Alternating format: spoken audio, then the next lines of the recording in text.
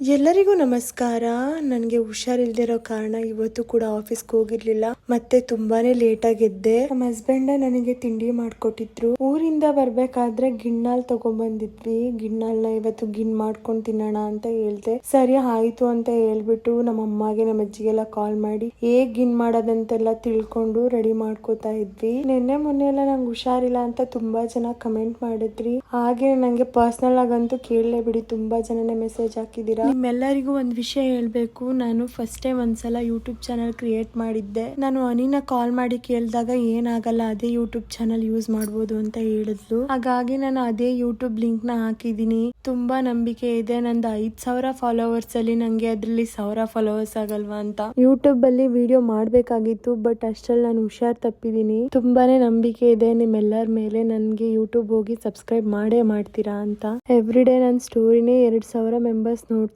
ಅದ್ರಲ್ಲಿ at least 1,000 members ಆದ್ರೂ ಹೋಗಿ ಸಬ್ಸ್ಕ್ರೈಬ್ ಮಾಡ್ಕೊಳ್ಳಿ ಅಂತ ನಾನು ಎಲ್ಲರನ್ನೂ ಕೂಡ ರಿಕ್ವೆಸ್ಟ್ ಮಾಡ್ಕೋತೀನಿ. ಯಾವ್ದ್ರ ಬಗ್ಗೆ ವಿಡಿಯೋ ಮಾಡ್ಬೇಕು ಅಂತ ಕೇಳಿದಾಗ 90% ಜನ ಬರೀ ಲವ್ ಸ್ಟೋರಿ ಬಗ್ಗೆನೇ ವಿಡಿಯೋ ಮಾಡಿ ಅಂತ ಹಾಕಿದೀರಾ. ಇನ್ನ ಸ್ವಲ್ಪ ಜನ ಜಾಬು, ವೇಕೆನ್ಸಿ ಅಂಡ್ ಸ್ಯಾಲ್ರಿ ಬಗ್ಗೆ, ಎಜುಕೇಶನ್ ಬಗ್ಗೆ ವಿಡಿಯೋ ಮಾಡಿ ಅಂತ ಹೇಳಿದೀರಾ. ನಿಜವಾಗ್ಲೂ ನಂಗೆ ಯೂಟ್ಯೂಬ್ ಬಗ್ಗೆ ಅಷ್ಟು ಐಡಿಯಾಸೇ ಇಲ್ಲ. ತಮ್ನೇಲ್ ಎಲ್ಲ ಹೇಗೆ ಎಡಿಟ್ ಮಾಡಬೇಕು, ವಿಡಿಯೋ ಹೇಗೆ ಎಡಿಟ್ ಮಾಡಬೇಕು, ಯಾವ ತರ ಸ್ಟಾರ್ಟ್ ಮಾಡ್ಬೇಕಂತನೂ ನನಗೆ ಗೊತ್ತಿಲ್ಲ.